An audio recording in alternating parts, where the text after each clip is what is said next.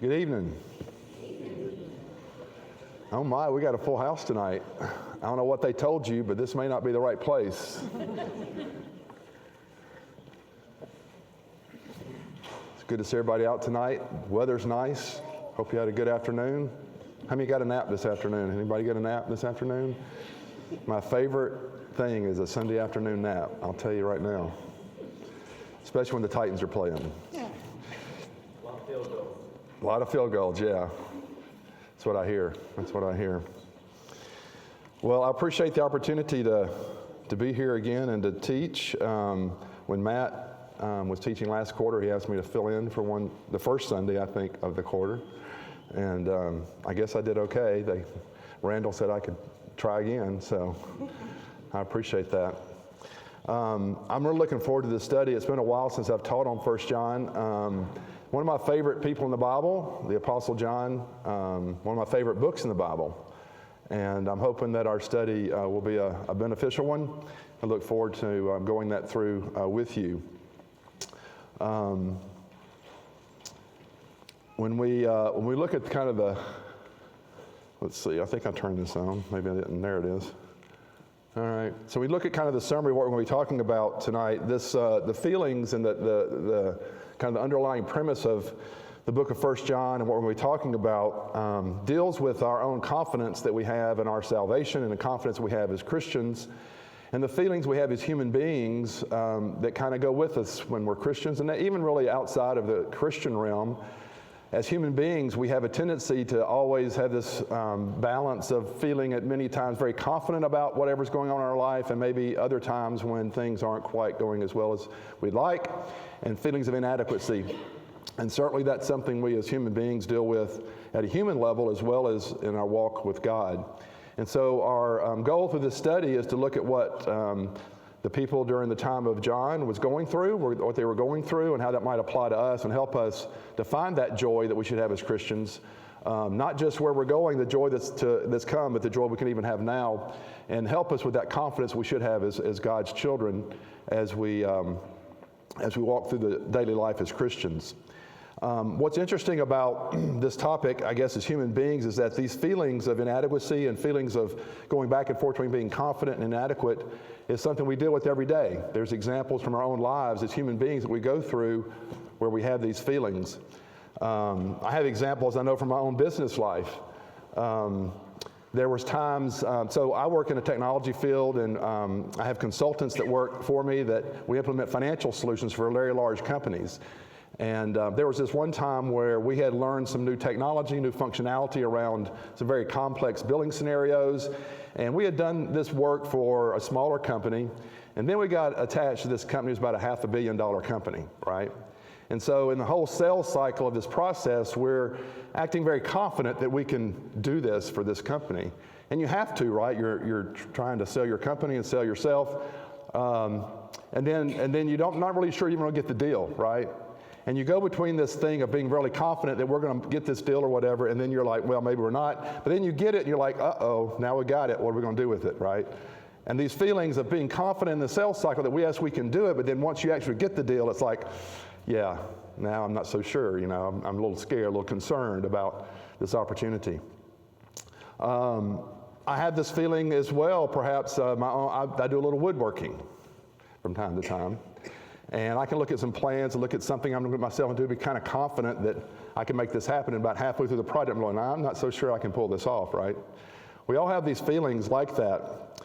I had the same feeling tonight when I was getting ready to, public speaking is one of those things as well. Matt just did this series on Romans, and I'm thinking, wow, I think I can teach. But after I heard Matt teach Romans, I'm like, well, I'm not sure that I can match that, right? I'm sure Justin goes through the same things. You're feeling confident, then when you get up and ready to do it, then you're not so confident anymore. So it's certainly something that we deal with. I had this saying I've been saying here recently. I don't know. The older I get, the less I know. I don't know if that's true or not. I think I'd probably do know more than I did when I was 20 years old or 25 years old. But I'm also probably more self-aware of everything that I don't know than I was when I was 20 years old. Right? I think we can all understand that. So. To a certain extent, having these feelings is good for us from a human standpoint because it makes us more cautious, perhaps, more mature in our thinking, in our worldly life. But in a spiritual context, having those kind of doubts can be damaging, can be significantly damaging to our lives as Christians. Not only in robbing us of the joy that we should have as God's children, but also ultimately it can get to the point where it could damage how we stand before God in the day of judgment if we're not where we need to be as children of His. I think the other thing that's interesting about this topic is that for all of us, as we think back about what it was like before we became Christians, we think about the process that we walked through to make the decision to become a Christian. To a certain extent, the feelings of inadequacy and the feelings of really apprising ourselves in our own spiritual failings is somewhat necessary in order to begin that process, that journey of figuring there's got to be something more than what I can do on my own. Does that make any sense? If you go back in your own mind to where you were when you were considering putting on the Lord in baptism and that spiritual journey, for me, that started pretty early. I was 8 years old when I was baptized, which now that I have grandchildren, I can look at my 8-year-old grandchildren going, I'm not sure that was probably a good idea or not. But I kind of wrestled with that over the years, but I do know there were things about that process that indicated to me that I did it for the right reasons, even though I was only 8 years old. A little bit about that story. So it was during a 7-day gospel meeting, which was back in the day when you had 7 days, right? I don't know how long it's been since we've had those, but 7 days. Tom Holland, who used to be the preacher at Creve Hall, was preaching that sermon. I got an opportunity when I went to Lipscomb many years later to reintroduce myself to him, and I actually attended Creve Hall when I was in college. And I'd been thinking about it all week at 8 years old, and the last sermon was on hell. Number 7, they end the sermon, at the end on there on hell, and that certainly was the extra motivation probably for me at that time, but I've been thinking about it before. The problem was that my father was leading singing that night, and I didn't tell him that I was going to come forward. So as you can imagine, he had quite a shock as I walked down the aisle, and he couldn't continue to lead singing at that point in time.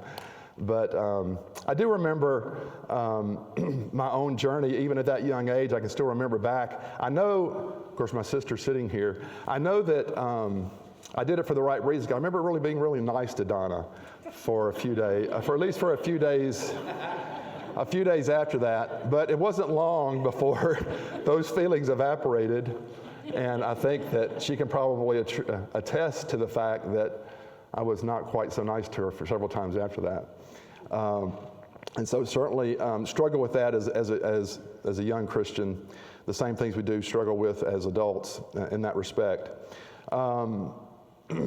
So the good news is that we're not the only ones that have struggled with that. We look in the Bible, we have a lot of examples of the pillars of faith in the Bible that did great things for God, did great examples of faith in the Bible and of action in the Bible towards their service to God, but yet still struggle with their sin and feelings of inadequacy. So we see David in the Psalms struggle with that through all the Psalms as he looks upon himself and just what he thinks of himself, and the fact that no matter how hard he tries to follow God, sin is always there in his life, and he's struggling with that, right? We have, Abraham, David, Peter, Paul, the Apostle John even, who were challenged in their faith, and none of them were perfect. And none of us here are perfect. And so I pray that, during our study of the Epistle of John, that will help us with our walk with God, and that we can find the peace and joy that God desires for His children, because that's a great blessing for us while we're here on this earth and in preparation for spending eternity with God in heaven. There's a story, and I'm not sure how true it is or not, but you'll kind of get the idea here of why I'm telling it. Two preachers met each other, I'll just say in Cracker Barrel. Two preachers met each other in Cracker Barrel, and as they're beginning to introduce themselves, one of them was a minister of the Churches of Christ, the other was a denominational minister, and as they're getting to know each other, the Church of Christ minister says, "Oh, I know the church that you're preaching at. Y'all are the church that says you're once saved, always saved." And the denominational preacher very quickly responded back, "Yeah, but you're part of that group of people that never really sure you're saved." And The reality is that the truth is somewhere in the middle, right? The truth is somewhere in the middle. That's not an uncommon occurrence. And so we want to talk about that a little bit before we kind of get into our study. We're going to be doing mostly introductory things tonight, so just bear with me as we kind of set some kind of baseline things we're going to be talking about. But over 2,000 years ago, a man you may have heard about by the name of Aristotle, as he was dealing with some concepts and things he proposed around values and around virtue, said perfection is the golden mean. And the difficulty is that, like a clock on a pendulum, is that golden mean is, on both sides of that, have extremes, right, on the left and the right. The tendency is to swing from one extreme to the other. So his whole concept was that in finding the right kind of definition of what a virtue and what virtue was to find the balance between two extremes. You want to avoid the excess, and you want to avoid the deficiency. It's not necessarily a mathematical midpoint. It's kind of more about really where you should be relative to that values that he was talking about. So you had examples such as courage and generosity. So as an example, on one side of this diagram here, you see, as you look at this virtue of courage, on one side you've got recklessness, on the other side you've got cowardice, and the mean between those two things is where courage comes into play. The other example that he gave was that of extravagance and stinginess as relates to generosity. So on one extreme you've got extravagance, on the other side you've got extreme stinginess, and generosity is, of course, that golden mean of what we're trying to look for. And so as we kind of process through that conceptually, we think about what we're going to be talking about tonight. And what we're talking about tonight is defining, and throughout our study of the book of 1 John, is where should our Christian security come from? I think one of the things we strive for as human beings is to have a stable life in the sense of having security. We're all about security. Many times, unfortunately, we may get focused on money being the only thing that we're concerned about relative to security. It can be our families. It can be the possessions that we have. It can be a lot of things that define what provides us with security. In the case of our topic tonight, Christian security is what we're talking about. So on one side of the equation, we have once saved, always saved. Probably not exactly right. On the other side, we've got never really sure I'm saved. Probably not exactly right. And the happy medium is Christian security that we're going to be talking about. So on the once saved, always saved, we know in 1 Corinthians chapter 10, verses 12 and 13, that that's not truthful, that particular extreme. Because in 1 Corinthians it says, therefore let the one who thinks he stands watch out that he does not fall. No temptation has overtaken you except something common to mankind, and God is faithful, so he will not allow you to be tempted beyond what you are able. But with the temptation will provide a way of escape also, so that you may be able to endure it. On the other hand, it's never, I'm not really sure if I'm saved, which is the one we probably obviously struggle with the most. Many times we use words like, I hope so, I hope I'm saved. If I don't commit some terrible sin, the big major sins, then maybe I'm okay. And maybe I just need to make sure I don't commit a sin just right before I die. Just right before I die, I'll make sure I'm really good. I'll have some time to prepare for it, which you never can prepare for that, obviously. But if I don't commit some terrible sin, then I'm going to be okay. Sometimes it could just be, I guess, I don't really know. I'm just hoping the day of judgment, it's going to come out good in my favor. That's probably not a good thing to do either. Or just, I don't know. One of the things that my parents did pretty well for both Donna and I over the years is that we were always involved in whatever was going around in the church. Any activity was going on, we were a part of it. And that included evangelism and door knocking. Everybody know the Joy Bus ministry. We did all those kinds of things. And as a 8, 9, 10, 11, early teenager, going to knock on people's doors was quite an experience. Part of that conversation that my father would have is as he would introduce himself to individuals when you knock on a door or whatever, as he, gained enough, relationship with the person we were talking with, would ask them the question, if you were to die today, where would you go? Would you go to heaven? And if they could answer in one of two ways. If they said, I don't know, my father's response would be, well, would you like to know? Right? Because we can talk about that. We can help you with that. And if they said that they did know, then he would say, I'd love to talk to you about that. How do you know that you're going to go to heaven? So either way, we had kind of an interest to kind of get into a Bible study or to a conversation with someone.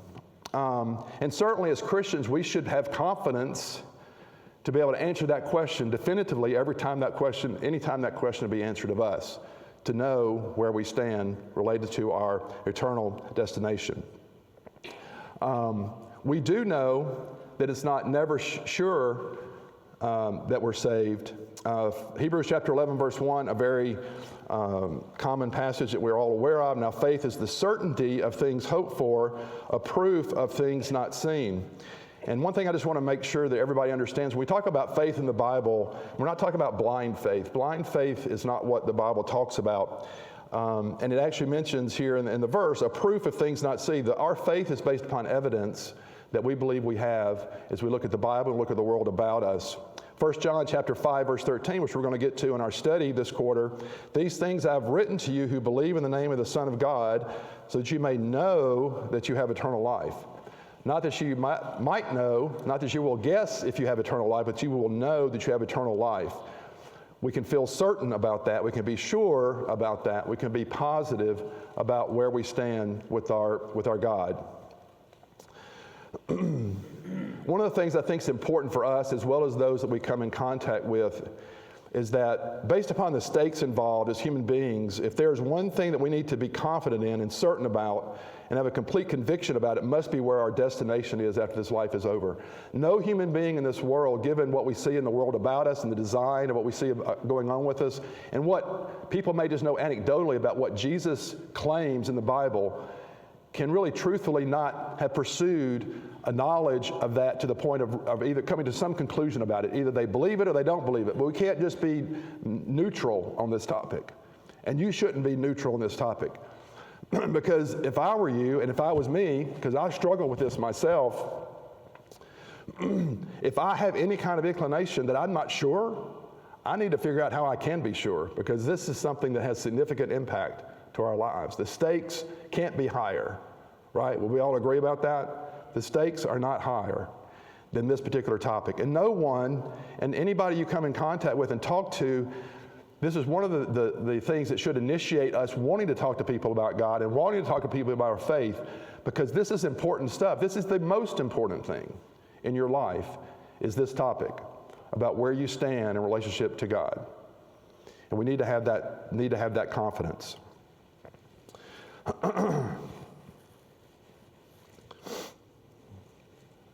So, the Apostle John, as we're going to kind of transition now a little bit into talking about the book of John, and actually the Apostle John was writing to first century Christians who were struggling with this very topic, right? So not only have we struggled with it, or do we struggle with it, but we know those that John was writing to were struggling with these same issues. Someone or something was producing a lack of confidence regarding their salvation and their eternal destination, which was causing a lot of turmoil in the church.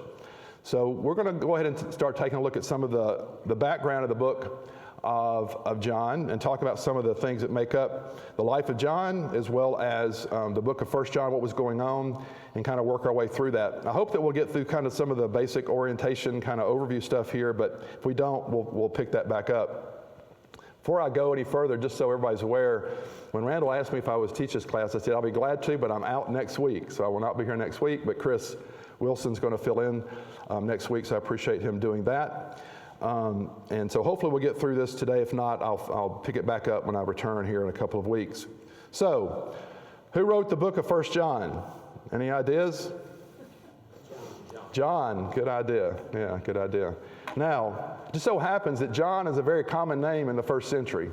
So which John are we talking about? James's brother, okay. The Apostle John would be another way to put that. So it had been a while since I taught this class, and I was kind of surprised, I guess maybe, I don't know if it was more recent scholarship or how much debate there was about whether or not John actually wrote the Gospel of John and the books of 1st, 2nd, and 3rd John and Revelation. There was quite a bit of debate around it.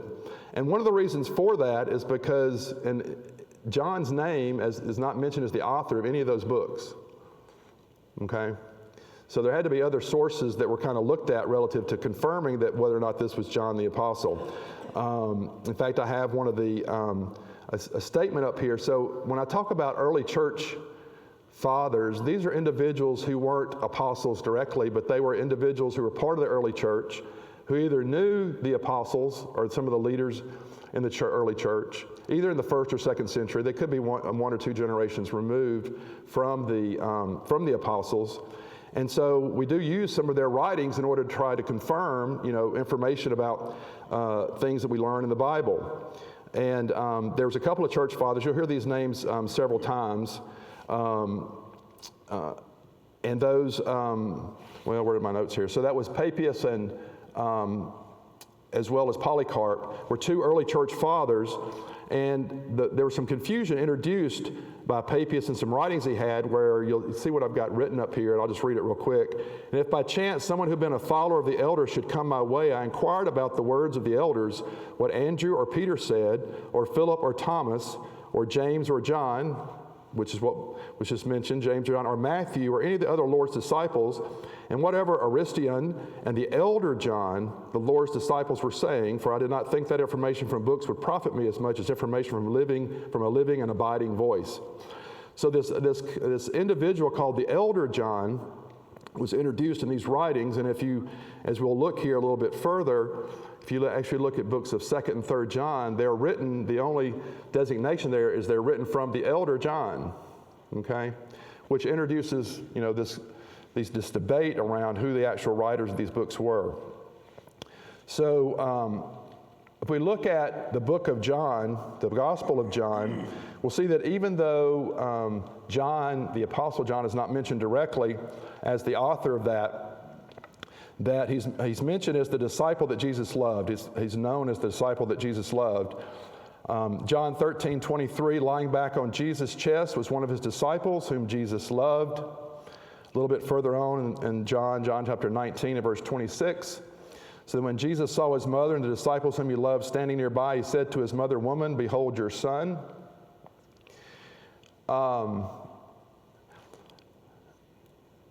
And I'm trying to remember, I'm still not anything there. John chapter 20, verse 2, so she ran and came to Simon Peter and to the other disciples whom Jesus loved and said to them, they have taken the Lord from the tomb, and we do not know where they have put him.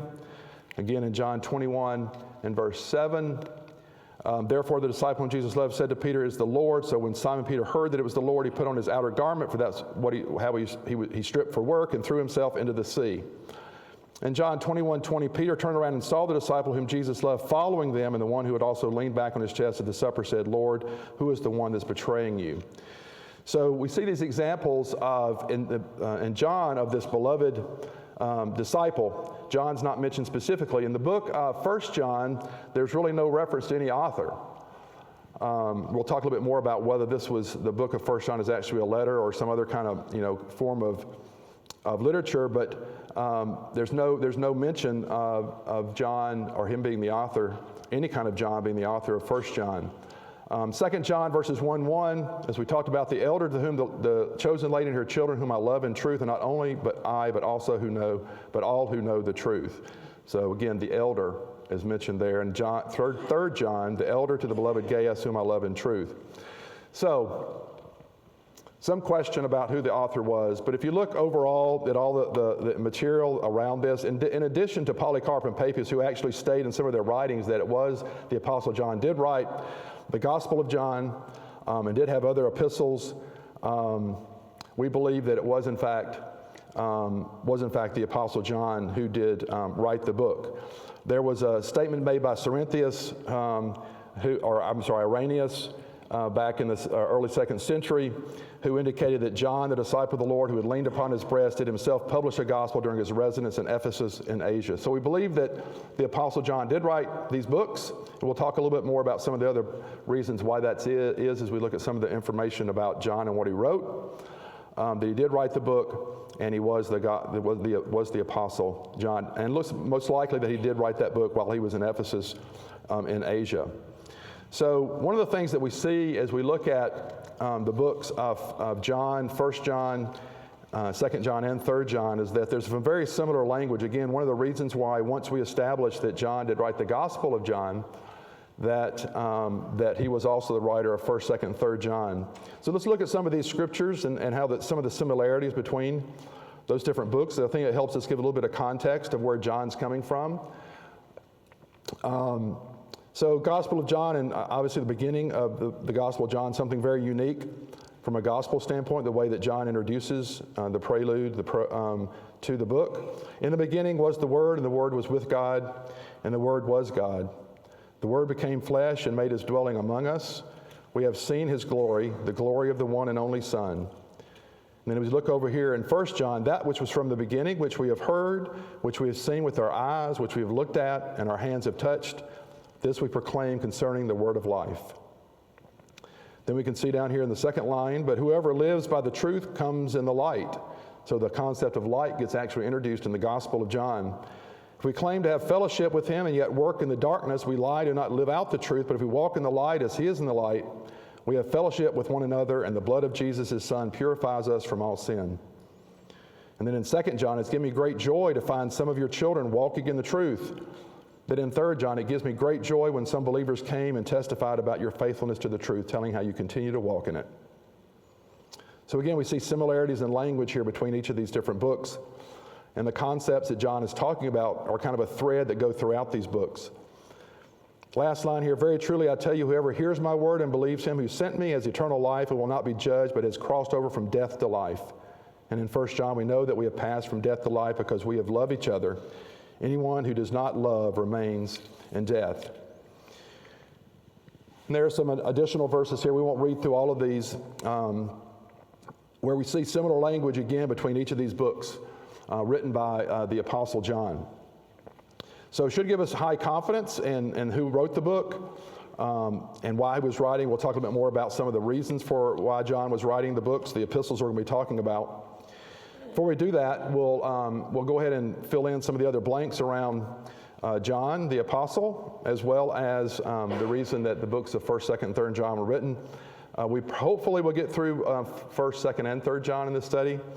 We'll see how that goes. Definitely most of our time being spent in 1 John. So we'll talk a little bit about what we know about the Apostle John himself, the characteristics of the epistle, some of the other kind of themes around what's going on here as this book was written. So I'm going to get some water here. I'm going to ask a question and get some water. So what do we know about the Apostle John? Somebody just start rattling off what comes to mind when you think about the Apostle John. What are some situations or things about the Apostle John that come to mind? Son of Thunder. Why was he the son of thunder? That's what he called him? Do we get some kind of inkling as to why he called him that? They wanted to rain down fire on Samaria, I think. Yeah.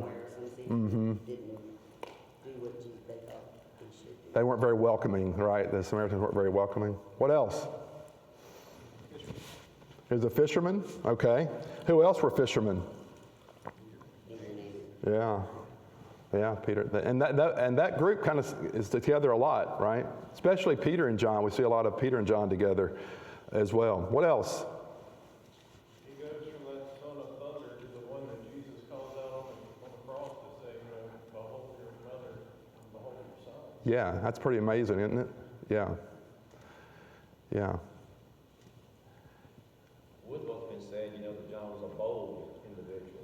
Okay. To stand for Right. Christ, and he wanted to make sure that people knew who he was. Yeah. The way that he spoke. Also with that son of thunder, because Right. early on he pretty much probably said it like he thought instead of learning from Jesus how to teach and preach the word. So I think we definitely see, one of the things we always wonder about ourselves and others, when they become Christians is, do we see a changed life?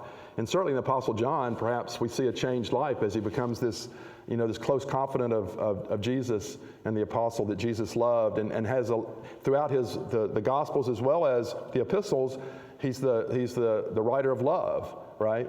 And so he went from being the son of thunder, wanting to rain down fire, to being one that's talking about love all the time, right? So see a changed life there. What else?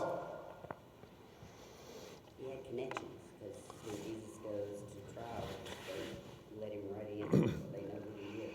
Yeah, and it's not actually called out there that he is the person, that disciple, but because of the intimacy of that interaction, he wrote about it.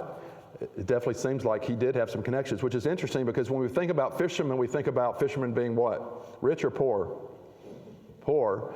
But it looks like John's family, Zebedee and Salome, who's his mother, had some connections, apparently maybe a little bit more wealthy perhaps, because the high priest wouldn't know everybody, and he knew John.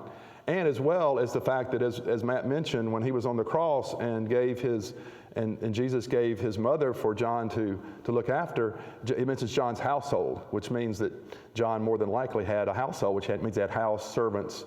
He had a little bit more going on with him. So, yeah, very good. That's a good one. That was on my list, but I didn't think anybody would come up with that one. Anything else?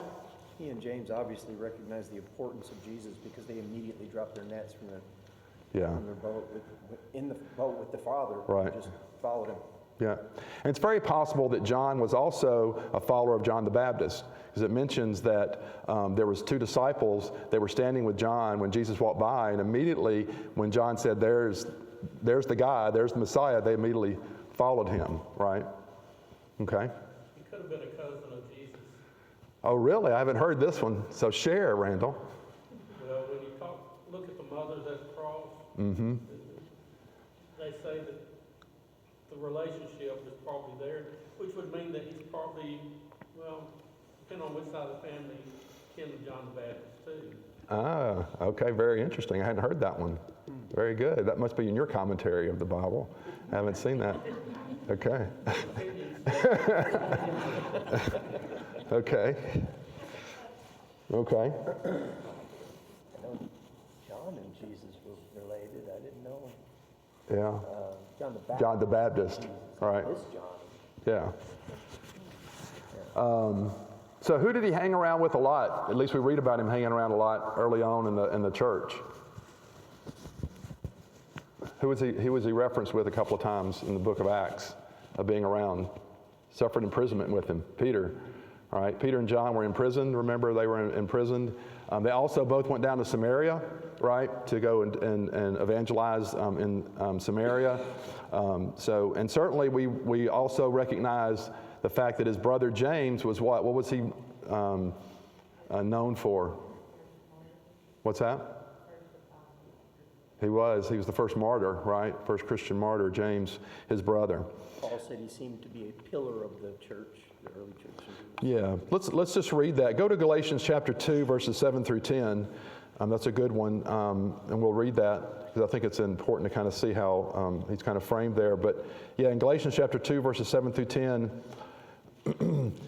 Paul is talking about what all went down when he was in Jerusalem and come down to Jerusalem. And in those verses there it says, "But on the contrary, seeing that I had been entrusted with the gospel to the uncircumcised, just as Peter had been to the circumcised, for he who effectually worked for Peter in his apostleship to the circumcised effectually worked for me also to the Gentiles. And recognizing the grace that had been given to me, James and Cephas and John, who were reputed to be pillars, gave to me and Barnabas the right hand of fellowship, so that we might go to the Gentiles and they to the circumcised. They only ask us to remember the poor, the very thing I was also eager to do." So we see here that John was one of the early pillars of the church, obviously there in Jerusalem, and associated with James and Cephas. James, the brother of Jesus, Peter and John were looked as pillars of the early church in Jerusalem. So what do we know about the latter part of John's life? What's that? He was exiled. Why was he exiled? Preaching, teaching. Yeah, he was a Christian, right? He was exiled. Patmos was actually like an island, right? It was basically a prison, right? It was a prison. It was a prison island, basically, for those religious and political dissidents that Rome wanted to imprison. It's basically a penal colony. Now, what are some actual events? We've already talked about a couple of these. One other point I wanted to make. So obviously John is a big figure in the New Testament, but he's only mentioned 20 times in the entire New Testament. There was also another opportunity or another situation in his life where he forbid a man to cast out demons because he did not belong to one of them. If you remember, there was a man casting out demons, and he says, Jesus, what are we going to do? This man's doing that, and Jesus basically told him, let him go and do that. Yeah, it's not right, exactly. He wanted to call down the fire, which we talked about. What about James and John's mother? What did James and John's mother want for them? Wanted them to sit at the right and left hand of him when he ascended onto his throne. Yeah. Another kind of, insight into John's early life about what he thought about himself and what they were trying to position themselves with Jesus, thinking that he was bringing about a physical kingdom. We obviously realize that he leaned on Jesus' breast during the Last Supper, which shows a close relationship. In fact, I think it's Peter that asked John about who it is that was the traitor, right? Peter asked John, and it's interesting because if you also look at the end of the Gospel of John, in fact, if you want to turn there real quickly, we'll look at that. John chapter 21, verses 18 through 25. John chapter 21, verses 18 through 25. Kind of a very interesting conversation happens as Jesus has been resurrected. Let's see, 21, 18 through 25.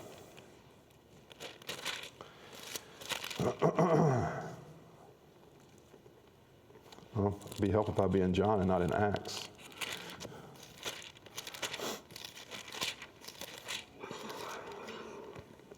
All right, John chapter 21, verses 18 through 25. So Jesus here is speaking to Peter initially. Truly, truly, I say to you, when you were younger, you used to gird yourself and walk wherever you wished. But when you grow old, you will stretch out your hands, and someone else will gird you and bring you where you do not wish to go.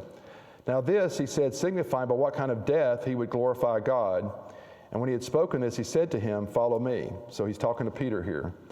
Peter, turning around, saw the disciple whom Jesus loved following them, the one who had also leaned back on his breast at the supper, and said, Lord, who is the one who betrays you?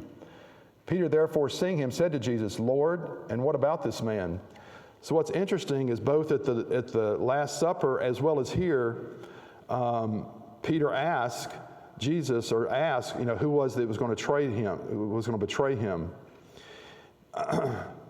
And he says, Peter, therefore, seeing him, said to Jesus, Lord, what about this man? So he's referring to the apostle or the disciple that Jesus loved. Jesus said to him, if I want him to remain until I come, what is that to you? You follow me. This saying therefore went out among the brethren that disciple would not die, speaking of John. Yet Jesus did not say to him that he would not die, but only if I want him to remain until I come, what is that to you?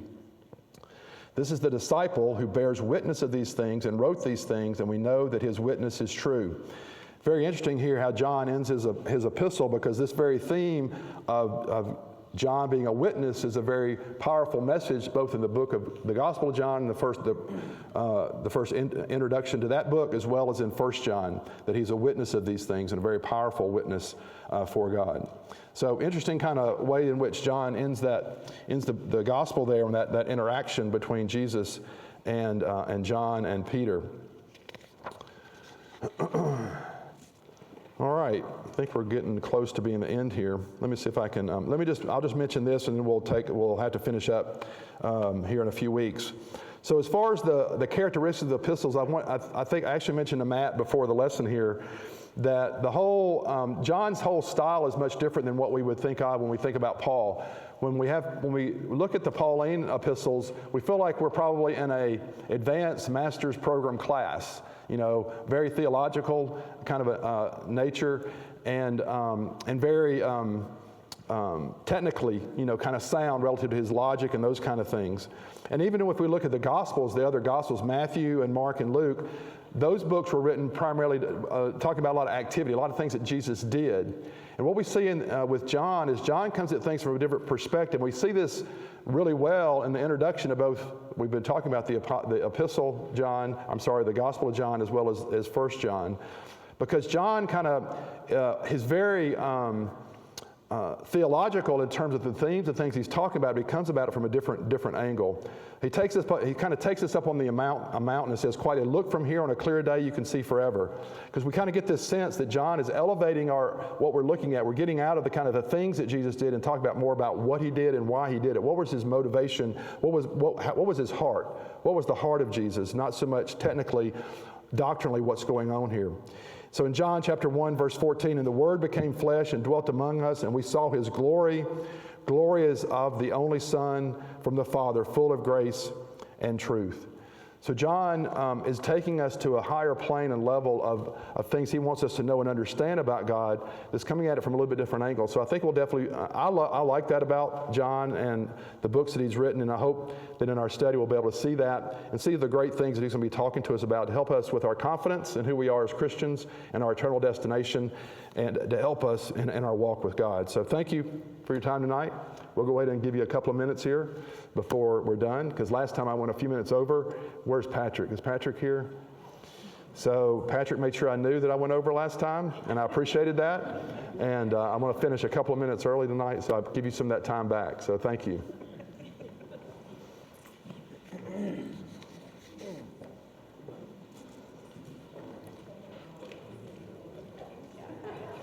And I forgot to talk about the communion. Forgot to mention the communion.